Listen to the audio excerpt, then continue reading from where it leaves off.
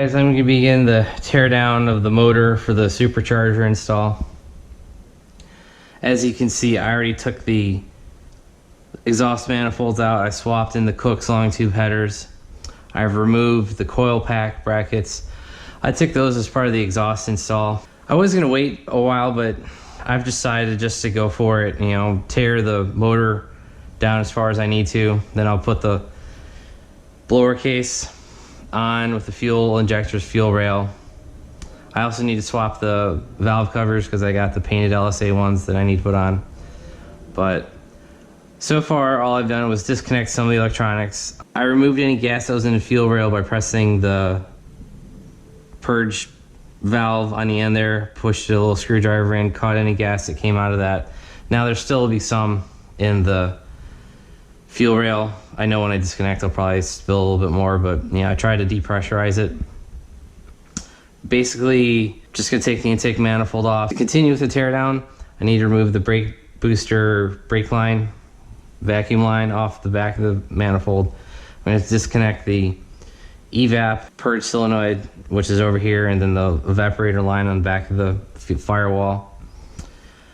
And disconnect all the fuel injectors, the harness, remove the electronics. Throttle body can stay.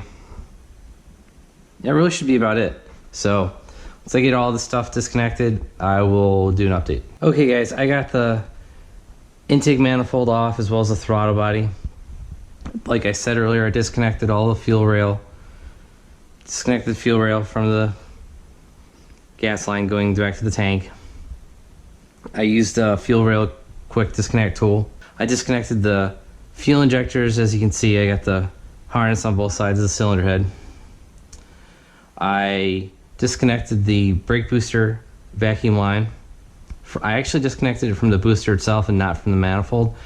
I've always found it very hard to get back behind the manifold to get that vacuum line off. I disconnected the PCV line that goes from the passenger side cylinder head to the intake. I just took that whole plastic piece off. I disconnected the PCV line that goes from the valley vent to the passenger side of the intake manifold. It's on the left behind the throttle body. Undid all the electrical connections like I said, and that's pretty much it. Throttle body. Trying to think if there's anything else. There's actually not a lot plugged into the intake manifold itself. Oh, I also disconnected the map sensor. Now this has a adapter harness that I'll be using because that's on the driver's side, I believe. So I've got an adapter harness for that. And you'll use the stock one on the blower snout, but that will be just a plug and it won't be plugged in. So that's gonna be about it for disassembling the top end. Still need to take the crank pulley off and replace that with the LSA pulley with the 3 ribs on it. Need to install all the brackets and all that stuff. Oh, I'm also gonna have to remove the fuel purge solenoid here because that's on the front of the cylinder head, and I know that's where the belt tensioner for the LSA is gonna go. Also, to make some room, I zip tied the heater core hoses out of the way. I just zip tied it to the ABS pump. So that's really about it for disassembly for the LSA.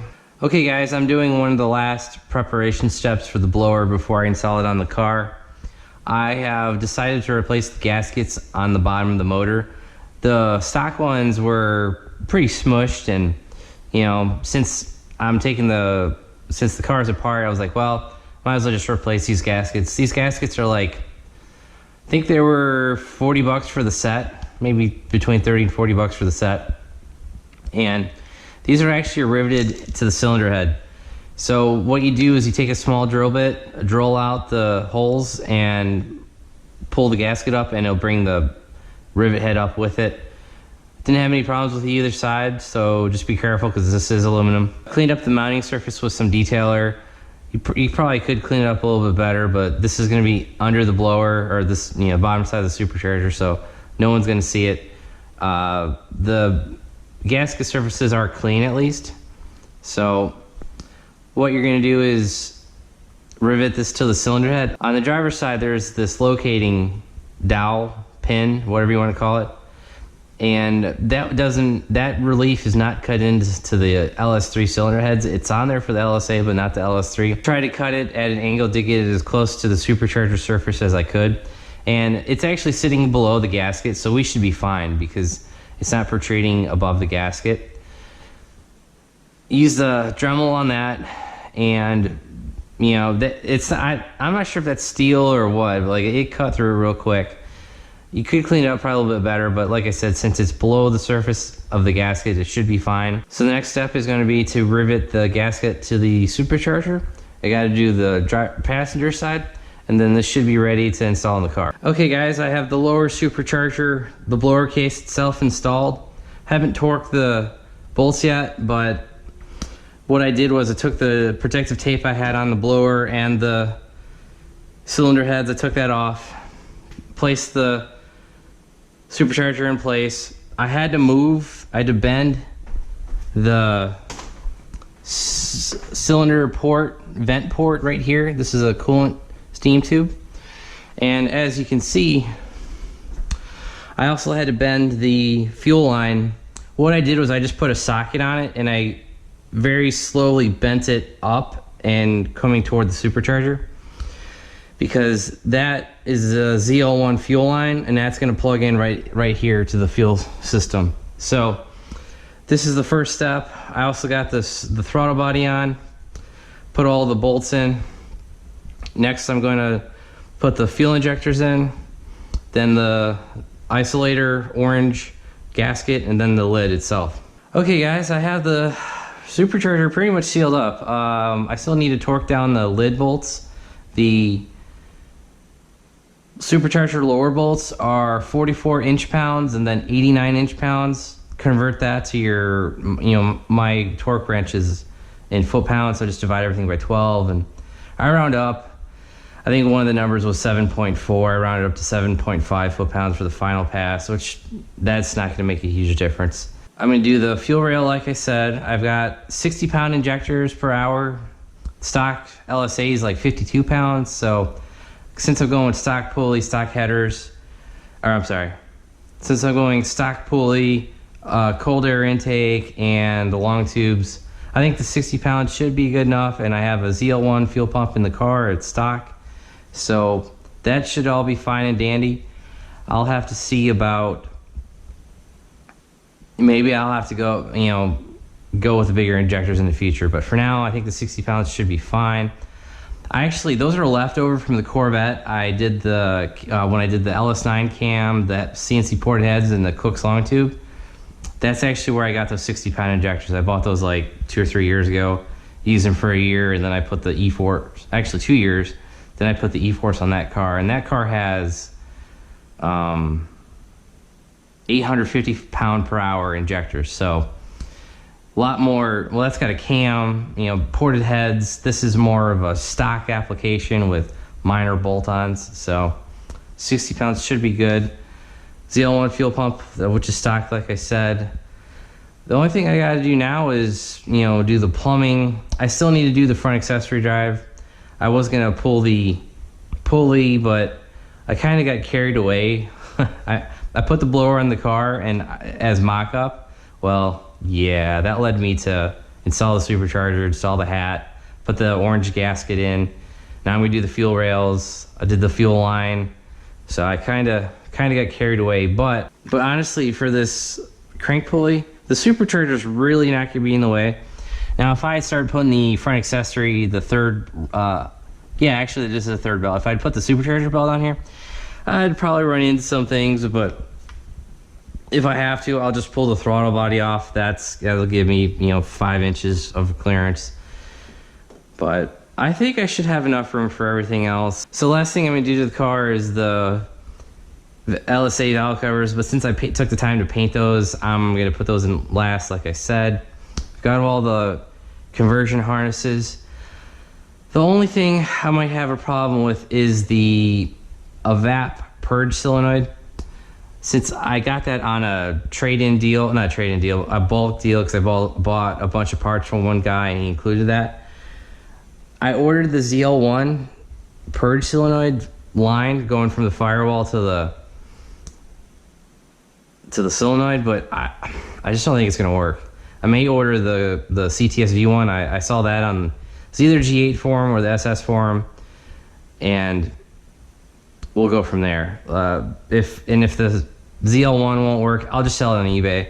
I've actually had really good luck with all the parts I've put up on eBay recently, so they've all been selling within a couple days. So if that ZL1 one doesn't work out, I'll use the CTS-V because I'm pretty sure that one works. If not, I may have to customize it, but we'll see. Okay guys, the fuel injectors are in. I lubed up all the O-rings with some WD-40 just to, allow it to slide into the supercharger casing easier. Put lube on the top and bottom O-ring of the fuel injectors. That slid right in. I ended up connecting the fuel line to the fuel rail. That actually went in perfect. Like I said, I just took the factory line and bent it slowly, almost probably 20 degrees from where it was. It was pointing like that. Now it's more that way. And I was able to use the ZL1 fuel line.